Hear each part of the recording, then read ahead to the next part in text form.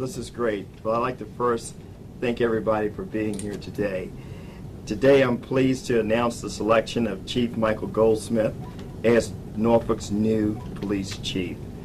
He's risen through the ranks. He has 23 years of experience within the police department, and I will tell you, he's worked in and he's supervised almost every element of the police department, from patrol to criminal and internal investigations to special weapons and tactics to administrative functions, and I think at some point even the bomb squad. So it's great to have somebody with this level of expertise. I will say that Chief Goldsmith is extremely stable and dependable, and most importantly, he's the right person for the job. I will tell you that I trust in his ability to lead, his command of the issues, and his vision for an inclusive workforce. So with that said, I introduce you to our new police chief, Mike Goldsmith.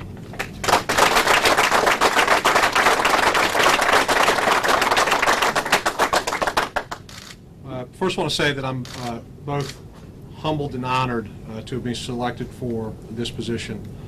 I want to thank Assistant Chief Sharon Chamberlain for her leadership during this transition and her guidance. She is truly a dedicated public servant. I also want to thank the mayor, city council, and the city manager for having the confidence in me to afford me this opportunity to work in this position. I'm enthusiastic about the opportunity to work with them in order to bring the police department along and to make sure that we continue to deliver the excellent service that the citizens of Norfolk desire and deserve. I'm also looking forward to continuing to strengthen the bonds with the community that have already been done thus far. I also want to thank the men and women of the Norfolk Police Department for their support during this process. We're a great department because we have dedicated personnel that go to work every day to do a difficult job and do it well. They are dedicated to serving the public, dedicated to protecting the public, and they do it very, very well. I want to do my best to live up to their expectations in the spirit of servant leadership so they can continue to do that job. First question, what are the three, congratulations. Thank you. What are the three top priorities for you? The first priority is to assess the department to see where we're at. Even though I've been here 23 years and I've spent since 2006 as a captain with the police department, I want to make sure that the view is different from this position than it was in my former position. So I want to make sure that I'm seeing things from that perspective to see exactly where we're at before we decide where we want to go. We want to make sure that I'm seeing things correctly, and then look at the business processes within the department and see how we can start down the road to improve. That's one. That's one. The second one is to make sure that we continue with our community policing effort. When I came on in 1989, community policing was starting the wave across the country. That's the methodology of policing that I was brought up in, so that's what we're looking to continue with those efforts. The third priority is to make sure that we are folding into the city manager's vision for well-managed government. And when I talk about looking at internal business processes, we want to make sure that we are efficient, effective, all the things that we want well-managed government to be. We want the police department to make sure we're an integrated piece of that. So that's what I'll be looking at. I have a question for Mr. Jones. And I know this is very delicate because we have Acting Chief Chamberlain here. Why was he put in this position instead of promoting her? Sure.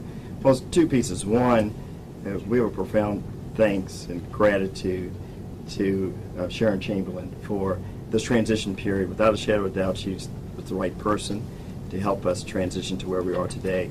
When you start to look at the body of work for Chief Goldsmith, literally you see something that's special. And I knew that at some point he would be a police chief somewhere. So why not home? So he had dedicated his service here in Norfolk. He's the right person for the job, and he's exceptional at what he does. Why was Acting Chief Chamberlain not the right person at this time? Well, when I know it's a very delicate question, I know that. No, not an issue at all. Basically, I have a great relationship with Sharon Chamberlain. And when we started to look at what we'd like to do over the next decade. Chief Goldsmith and I spent a lot of time together over the last 6 months, and it's interesting that his philosophies are very similar to mine.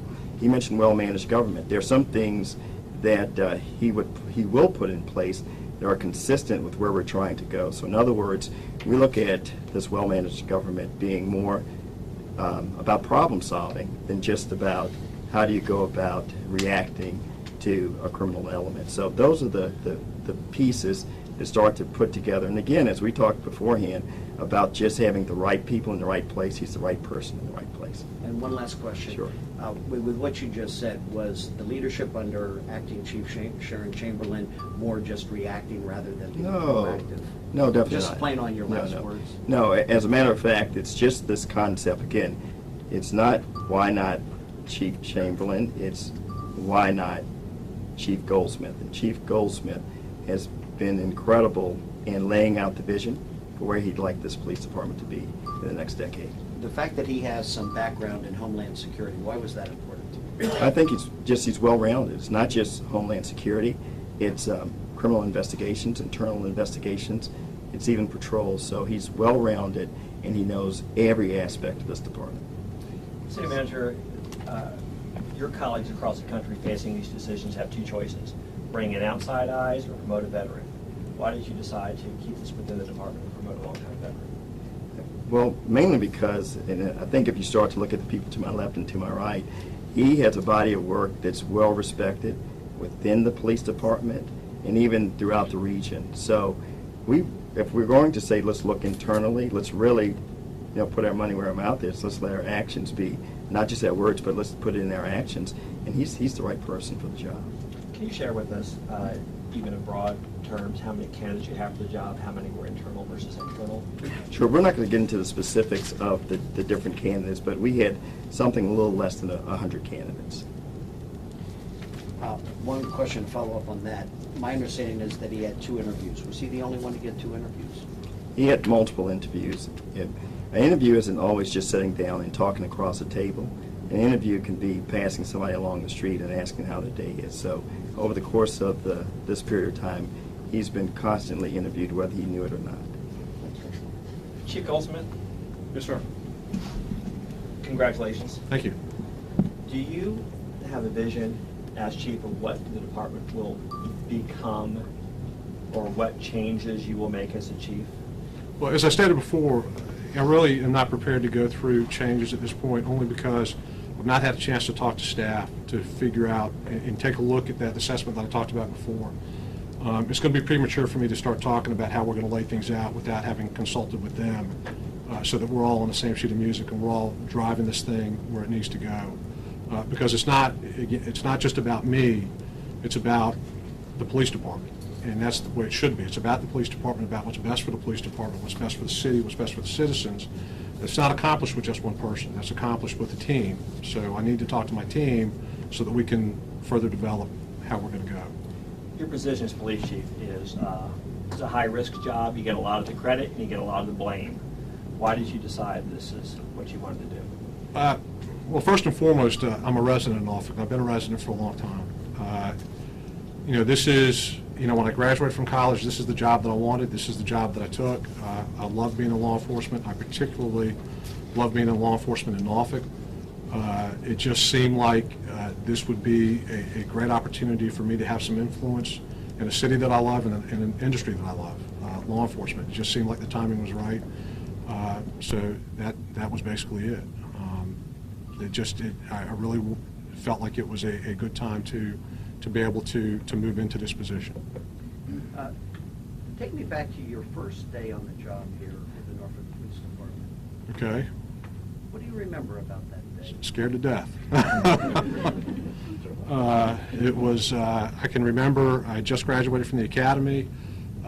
It was Harbor Fest weekend when we were working bus lines, and I was placed on a bus line under the supervision of somebody I'd never seen before and had no idea what I was doing. And so it was here's your job, let's go to it. And that was my first day. So, but it's been a great career. I've enjoyed every minute of it. So, and I'm very happy to be in this position right now. Chief, let me follow up on an early question. You've been here almost 24 years. What do you see as the biggest challenge that you as a chief in the department faces moving forward?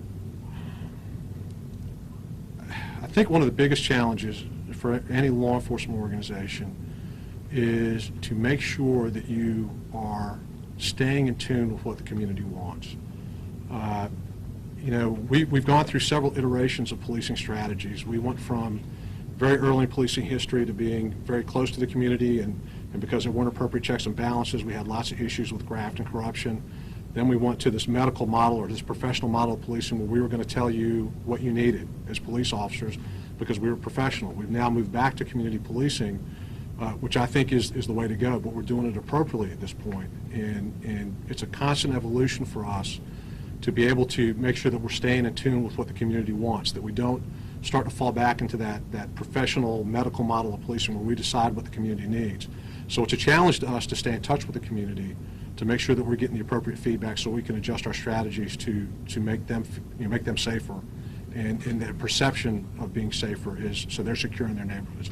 What we want is Norfolk to be a secure place to live, to do business in, to come shop in. That's what we want, and that's what our goal is, and we do that by looking at the community to make sure that we're addressing their needs. Acting Chief Chamberlain, can we ask you a couple questions? Is that okay with you? Over your tenure, well, first of all, I guess, are you disappointed you didn't get the job? Let me say this. This is Chief Goldsmith's day, and I am honored to share that with him, and I'm going to offer him every bit of my support. And I think he said all that needs to be said for the department. Thank you. Chief Goldsmith, and looking at your most recent organizational chart, you have a ton of experience at the top, including Assistant Chief Chamberlain. Tell me how you feel personally about being selected above outside candidates, above a lot of officers who've been with the department a long time and have a tremendous amount of experience. Well, first off, I feel very fortunate that City Manager, City Council had the confidence in me to fulfill this role. I also feel very fortunate that I have an experienced group to work with. They are the people that have been in charge for a long time. They've got a wealth of experience. I will absolutely be looking to them to assist with this, because remember, it's about how we approach this as an organization. It's not about any one person. It's about how we do this as a group, and that group of decision makers will be vital to how we structure and how we move on in the future. When you look back at your career, what was your favorite rank? What was your favorite assignment? I can tell you that I spent 6 years as a K-9 handler, as a corporal in the K-9 unit, and I had a great time doing that. The ability to work with K-9s, to do the job that we did there, that was a lot of fun. And anybody who's been in K-9, there's a couple of folks that are standing around you will attest to that. Beyond that, probably the time I spent with Homeland Security, being able to work in the broad Homeland Security arena, working with all levels of government, working on some projects to help make Norfolk better able to respond to all hazards, that was also very fulfilling and gratifying. So those are the places I've enjoyed the most. Question going back to the issue of, I think people can understand that you need time to assess before you announce any specific change, but in a general sense, Norfolk Police,